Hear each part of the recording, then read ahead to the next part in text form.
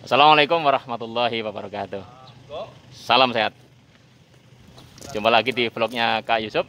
Teman-teman, hari ini saya berada di KPH Banyumas Timur, tepatnya di Wana Wisata Baturaden.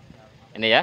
Pagi hari ini saya akan bersama-sama sahabat-sahabat saya dari polisi hutan, pegawai PKPH Banyumas Timur untuk kegiatan refreshing, peningkatan kapasitas sahabat-sahabat kita ini. Semoga saja kegiatan ini bermanfaat. Ya, simak terus sampai selesai ya.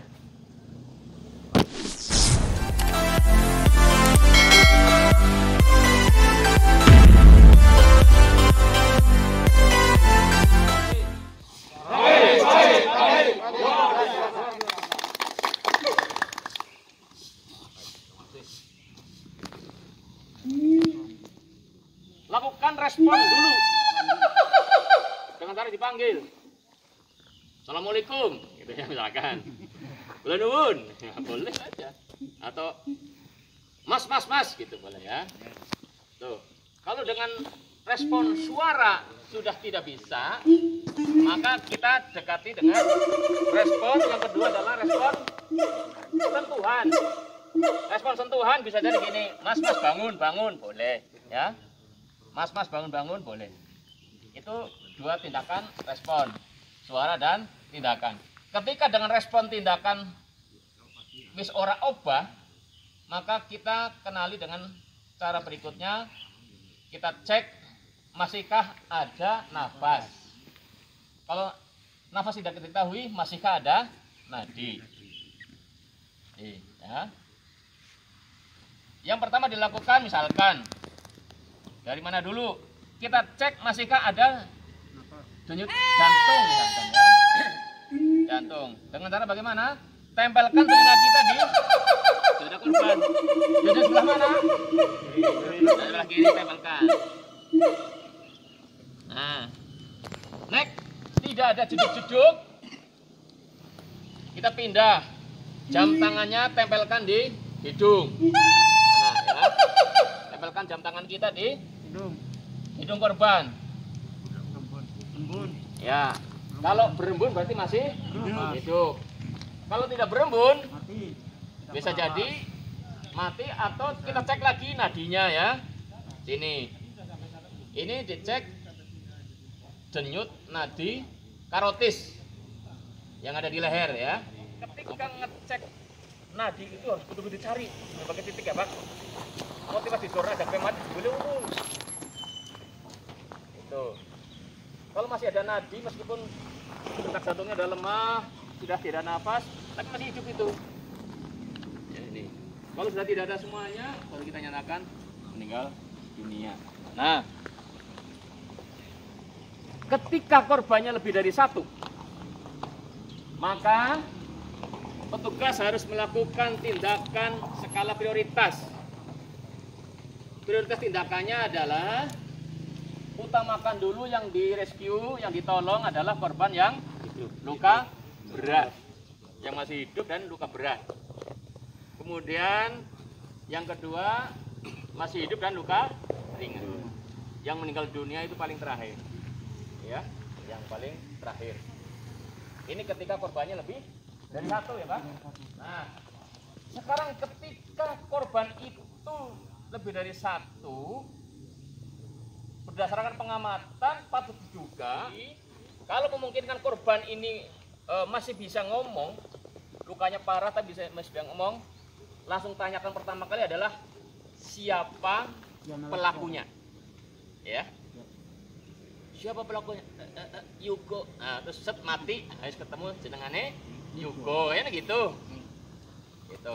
Identitas diri cenderung lebih mudah mencari dibandingkan identitas pelaku. Oleh karenanya terhadap korban-korban yang darurat semacam itu yang patut diduga ini adalah korban kejahatan, tanyakan dulu siapa pelakunya. Oke ya, baik ini. Nah, terhadap korban yang masih hidup ini kita harus memperlakukan teknik pertolongan. Pertama, di lokasi. Nah, karena kita tadi melihat bahwa ini adalah TKP, maka kemudian kita masuknya ke sana juga tidak boleh sembarangan masuk, ya. Kita masuknya lewat satu jalur. Nih, satu jalur, kemudian keluarnya lewat sana lagi. Kalau mau dibuat jalur yang lain, maka harus ditentukan, ya. Kalau lewat sana kok susah, tidak memungkinkan karena harus nyebrang, mending lewat sana maka boleh. Yang penting jalur itu harus ditentukan. Dikasih tanda jalurnya, pakai kayu kah, ranting-ranting kah, untuk menandai bahwa ini jalurnya kita keluar dan masuk. Atau pakai goresan-goresan di tanah, ya. Ini keluar dan masuknya harus dikasih tanda. Tidak boleh kemudian kita ngacak-ngacak, jalan-jalan, boleh di barang bukti, meter-meter itu nggak boleh. Harus keluar masuknya. Nah, ketika TKP sudah di garis batas macam ini, maka tinggal diamankan. Teknik mengamankannya menghadapnya kemana? Menghadapnya keluar. Mengantisipasi ada orang datang, ujuk-ujuk masuk ke TKP, maka menghadapnya ke sana, ya. Menghadapnya keluar. Bukan mana masyarakat pengen penasaran, menghadapnya semacam ini, bisa-bisa kita nggak ngerti kedatangan orang, ya, langsung masuk ke situ. Maka menghadapnya ke orang. Kemudian sambil memberikan himbauan ketika ada masyarakat yang penasaran pengen masuk, kasih pengertian yang mudah dipahami. Aja pakai nustak tutup, mereka aja melebu maringene. Bu, selain petugas tidak boleh masuk. Gitu ya, Pak. Baik. Nih, tanda garis. Yang lebih mudah ya dilingkari. Kadang-kadang kan tangannya kebapangan, ya misalkan gitu, ya. Ya, jadi nanti pastinya ada perkiraan, ya, lebih jelas. Ini yang harus kita lakukan. Nah, terhadap korban ini lebih baik kita sebagai petugas yang berpatroli di hutan harus selalu mengatakan patut diduga ini hasil kejahatan, ya Pak, dibandingkan ini ada musibah akan saya tolong, begitu. Karena kalau kita berpikir ini musibah harus saya segera tolong, maka bisa jadi kita buru-buru nolongnya. Yang penting prinsip-prinsip pertolongan kita lakukan, tapi mengabaikan prinsip-prinsip TKP. Biar aman dua-duanya, gunakanlah prinsip TKP terhadap korban. Keluar masuknya kita juga harus jelas, ya. Posisi korban kalau meninggal, ya, biarkan di situ, kita cari pertolongan. Yang ketiga sekarang, tindakan di TKP terhadap barang bukti. Ya, ya, sambil duduk apa-apa. Menghadapnya ke sini, ke dalam lagi. Ya. Tindakan di TKP terhadap barang bukti. Terhadap barang bukti yang ada di TKP, kita tidak boleh menyentuh, memegang. Ini, baik, ini terhadap barang bukti. Yang keempat,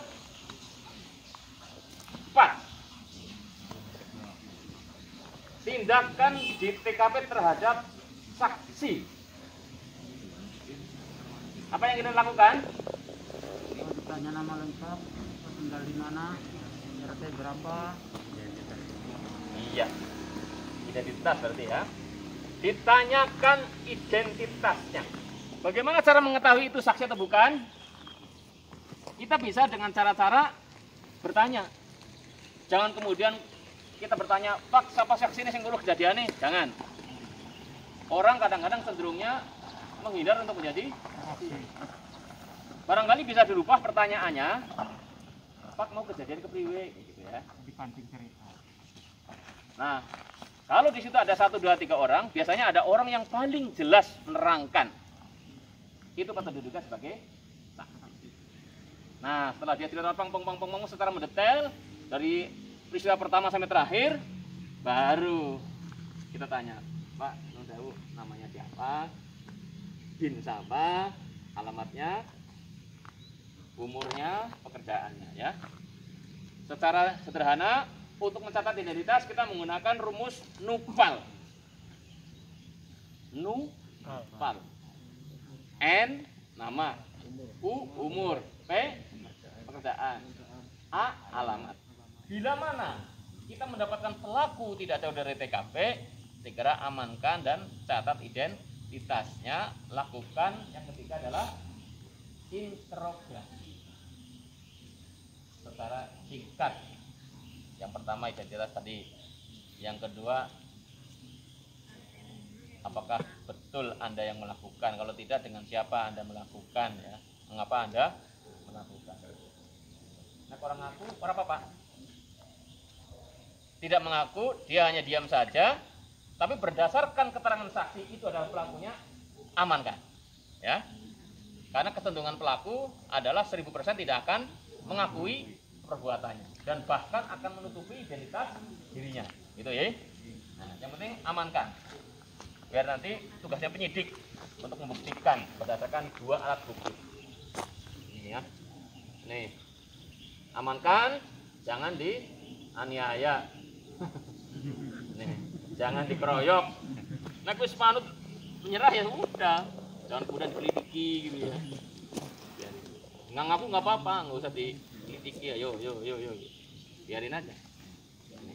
Nah, sebagai penutup, keseluruhan tindakan yang dilakukan oleh petugas di TKP tadi harus dilaporkan kepada petugas olah TKP yang datang. Terima kasih kakakku telah membersamai Kak Yusuf dalam tayangan ini. Semoga kakak selalu diberikan kesehatan. Sekian, wassalamualaikum warahmatullahi wabarakatuh.